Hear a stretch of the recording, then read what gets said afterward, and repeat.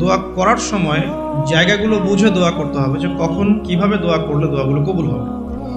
প্রথম কথা হচ্ছে, দোয়া করার শুরুতে আপনি দরুদ পড়বেন। দরুদের ফলে দোয়া কবুল হয়। দরুদ না পড়লে দোয়াটা আসমানে গিয়ে ঝুলে থাকে, উঠিয়ে নেওয়া হয় না। যখন দরুদ পড়া হবে তখন দোয়াটা উঠিয়ে নেওয়া হবে। দোয়া করার কিছু টেকনিক আছে, যে কিভাবে কি দোয়া করলে কবুল হবে, কখন দোয়া করলে কবুল হবে, এগুলো বুঝে দোয়া করতে হবে। অনেকেই বলে দোয়া করেই যাচ্ছে, কবুল হচ্ছে না। কিছু বিষয় আছে হয়তো এই কারণে হচ্ছে না, হয়তো বা আল্লাহ পাক চাচ্ছেন এটা আপনার জন্য পরে পাওয়া উত্তম, সেই জন্য আপনি এখন পাচ্ছেন না। হয়তো বা আল্লাহ পাক আপনাকে পরকালে দিবেন বলে জমা রেখেছেন, হয়তো এই জন্য পাচ্ছেন না। অথবা হয়তো আপনার আকীদায় শিরক আছে, হয়তো এই জন্য হচ্ছে না। হয়তো বা আমলে বেদায়াত আছে, এই কারণে হচ্ছে না।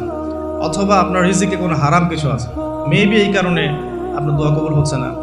অথবা আপনি তাড়াহুড়া করছেন। তাড়াহুড়ার ব্যাখ্যায় নবী সাল্লাল্লাহু আলাইহি ওয়াসাল্লাম বলেছেন যে মানুষ বলে আমি দোয়া করেই গেলাম, আমার দোয়া কবুল হলো না।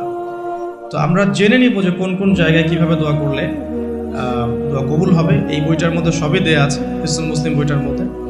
তারপর আমি বলছি আমার ব্যক্তিগত ইলম থেকে কিছু কথা, সেটা হলো দোয়া করার আগে অবশ্যই আল্লাহর প্রশংসা করবেন, অ্যাটলিস্ট একবার আলহামদুলিল্লাহ বলে হাত তুলবেন। তারপরে আপনি নবী সাল্লাল্লাহু আলাইহি সাল্লামের কাছে উপরে একবার দরুদ পড়বেন।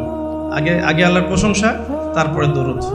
এরপরে আপনি নিজের পাপের ক্ষমা চাবেন। আপনি পাপ করেন বা না করেন, আগে বলবেন রব্বিক ফিরলি, আল্লাহ আমাকে মাফ করে দাও, পাপ করেন বা না করেন। এটা সুলাইমান আলাইহিস সালামের সেই দোয়া থেকে আমি শিক্ষা নিয়েছি। সুলাইমান আলাইহিস সালাম যে বিখ্যাত দোয়ায় বলেছিলেন যে আল্লাহ আমাকে এমন মুলক এবং রাজত্ব দান করুন, যে মুলক আর রাজত্ব আপনি কাউকে কখনো দেননি। এই দোয়ার শুরুতে তিনি বলেছেন রব্বিক ফিরলি, আল্লাহ আমাকে মাফ করুন। তো এটা আদব, দোয়ার আদব হচ্ছে আগে নিজের ক্ষমা চাওয়া, আল্লাহর কাছে নিজের ভুলের ক্ষমা চাওয়া, তারপরে দোয়া করা। হামসানা, দরুদ, এরপরে আপনি ক্ষমা চাবেন। এবার আপনি দোয়াগুলো করবেন আপনার মন থেকে। আরবি দোয়া জানা থাকলে আরবিতে দোয়া করবেন, কারণ আপনি আপনার রবের সাথে আরবি দিয়ে কথা বলবেন, এর চেয়ে আসলে গর্বের কি হতে পারে। আরবি ভাষা কেন শিখব, কি দরকার আছে? এটা কি সাম্প্রদায়িকতা?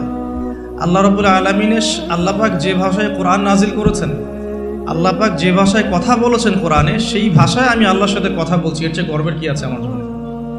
আরবি কেন শিখছি, কেন শিখবো? এই ভাষা দিয়ে আমি আল্লাহর সাথে কথা বলবো।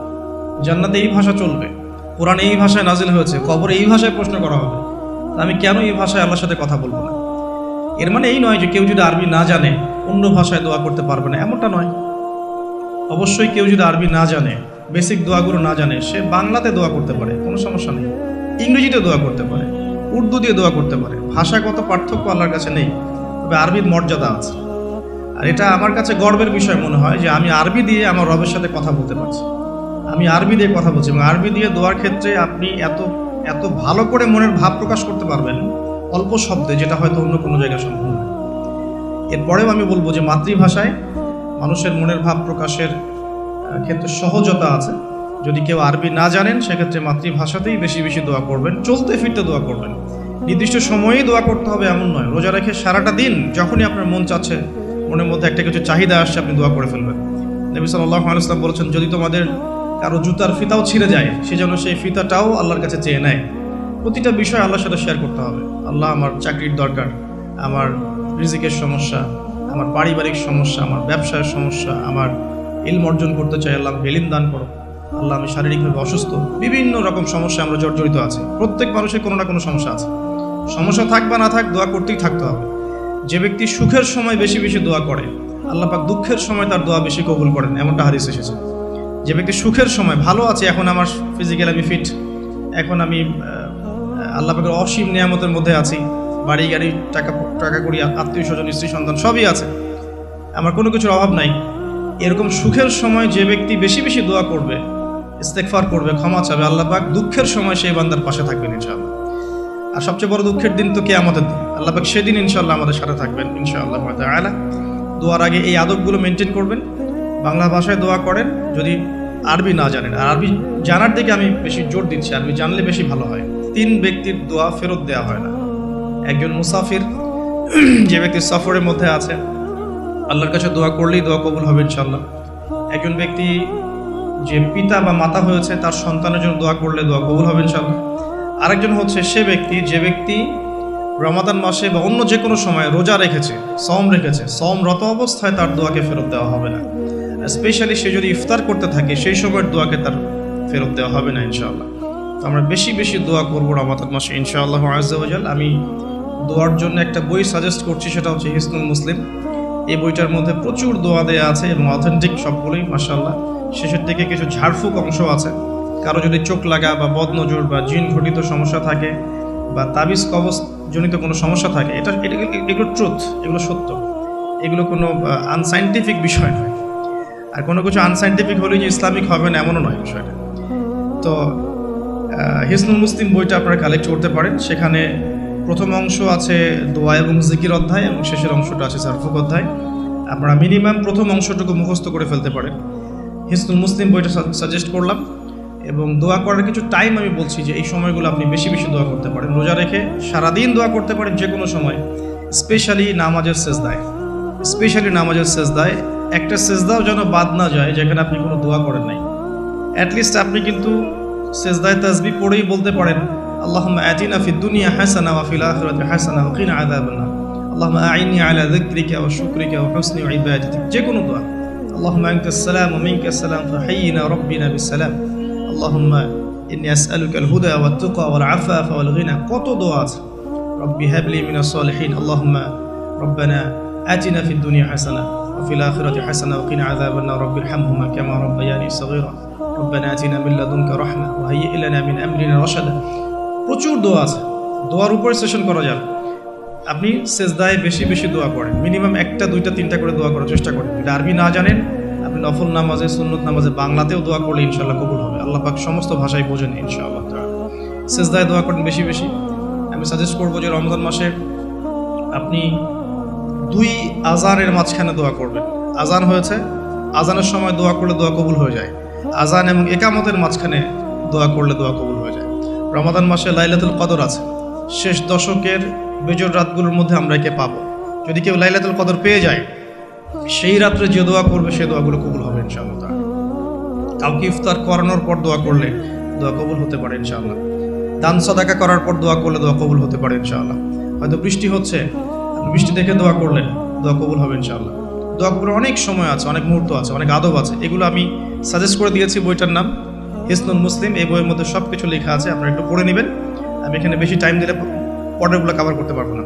আল্লাহ পাক আমাদেরকে বেশি বেশি দোয়া করার তৌফিক দান করুন, আমিন।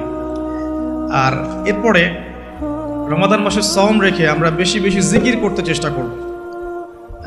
জিকির বলতে কি বোঝাচ্ছি? আল্লাহ রাব্বুল আলামিন তাকে ডাকার জন্যে, তাকে স্মরণ করার জন্য যে বিষয়গুলো মাধ্যম হিসেবে দিয়েছেন, এগুলো প্রত্যেকটাই কিন্তু জিকির। সালাতও এক প্রকার জিকির, আমাদের কোরআন তেলাওয়াতও এক প্রকার জিকির। আমরা এইখানে জিকির বলতে যা বোঝাচ্ছি সেটা হচ্ছে ডেইলি কিছু জিকির আমরা করি, যেগুলোর মধ্য দিয়ে আমরা আমাদের জিহ্বাকে তরতাজা রাখবো, সিক্ত রাখবো। আমরা সবসময় আজে বাজে কথা বলার চাইতে এই কোরআনের কথা, হাদিসের কথা বা আল্লাহ পাকের তাসবিহ তাহলিল, এগুলো তো অভ্যস্ত হলে পরে দেখবেন রমাদানের সওমের আধ্যাত্মিক অর্থ বাড়ছে ইনশাআল্লাহ। এটা আপনি প্রমাণিত যে আপনি 1টা ঘন্টা অহেতুক কথাবার্তা বলেন কারোর সাথে, আপনার মনের নূরগুলো নষ্ট হয়ে যাবে। এবং আপনি 1টা ঘন্টা চুপ করে থাকেন, দেখবেন চুপ করে থাকার ফলে আপনার মধ্যে অনেক চিন্তা আল্লাহর পক্ষ থেকে ইনস্টল হচ্ছে। ভালো চিন্তাও আসে আর শয়তানের পক্ষ থেকে খারাপ চিন্তাও আসতে পারে চুপ করে থাকলে। আর যদি আপনি বেশি বেশি জিকির করতে থাকেন, ফর এক্সাম্পল 100 বার সুবহানাল্লাহ, ফর এক্সাম্পল আলহামদুলিল্লাহ, আল্লাহু আকবার, লা হাওলা ওয়ালা কুওয়াতা ইল্লা বিল্লাহ, আস্তাগফিরুল্লাহ ওয়া আতুবু ইলাইহি, হাসবিয়াল্লাহ নি'মাল ওয়াকিল। আপনি বলছেন লা ইলাহা ইল্লাল্লাহ অথবা লা ইলাহা ইল্লাল্লাহ ওয়াহদাহু লা শারীকা লাহু, লাহুল মুলকু ওয়া লাহুল হামদু ওয়া হুয়া আলা কুল্লি শাইইন কাদির, সুবহানাল্লাহি ওয়া বিহামদিহি, সুবহানাল্লাহিল আযীম অথবা সুবহানাল্লাহিল আযীম ওয়া বিহামদিহি। এরকম প্রচুর জিকির দেয়া আছে, কিন্তু এই বইয়ের মধ্যে দেয়া আছে। এগুলো যদি নিয়ম করে করি, আমরা একটা সময় ফিক্স করে করি যে আমি এই 1টা ঘন্টা ফজরের নামাজের পরে এই জিনিসগুলো করব, তাহলে কিন্তু আপনি আপনার রোজার মধ্যে ইফেক্টিভ বিষয়গুলো খুঁজে পাবেন। আমি এটা সাজেস্ট করি যে আপনি চলতে ফিরতে এই কাজগুলো করবেন। ঢাকা শহরে আমরা যারা থাকি, আমরা জ্যামের সাথে অভ্যস্ত। আমি বলবো যে জ্যাম যেমন একটা আযাব আমাদের জন্য, আমরা বস্তুবাদিতার পিছনে বেশি ছুটছি, তো আল্লাহ পাক এই জন্য আমাদের সময়টাকে খেয়ে ফেলছে। এত দ্রুত তুমি দুনিয়ার দিকে ছুটতে চাও, থাকো, বসে থাকো এখানে। যত বেশি ছুটবেন তত বেশি আল্লাহ পাক পিছিয়ে দিবেন। দুনিয়ার দিকে আপনি যত বেশি ছুটবেন, আপনাকে আল্লাহ পাক তত পিছিয়ে দিবেন।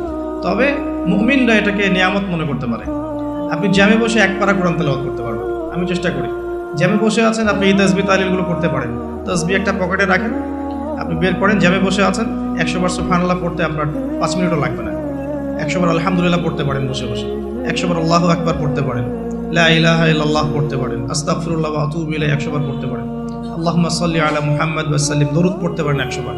আপনি দেখবেন সময়টা কাজে লাগলো, আপনার কিন্তু সময়টা কাজে লাগলো এবং আপনার মনের মধ্যে কিছু খারাপ চিন্তা চেতনা আসছিল, এটা দূর হয়ে গেল, মনটা শান্ত হলো, রিল্যাক্স থাকলেন, আল্লাহর নূর আসলো। এই কাজগুলোই একসাথে মিলে কিন্তু রোজাটাকে আপনার ইফেক্টিভ বানাবে। শুধুমাত্র না খেয়ে থাকাটা আপনাকে খুব একটা রুহানিয়াত দিবে না। আল্লাহ পাক আমাদেরকে বেশি বেশি জিকির করার তৌফিক দান করুন।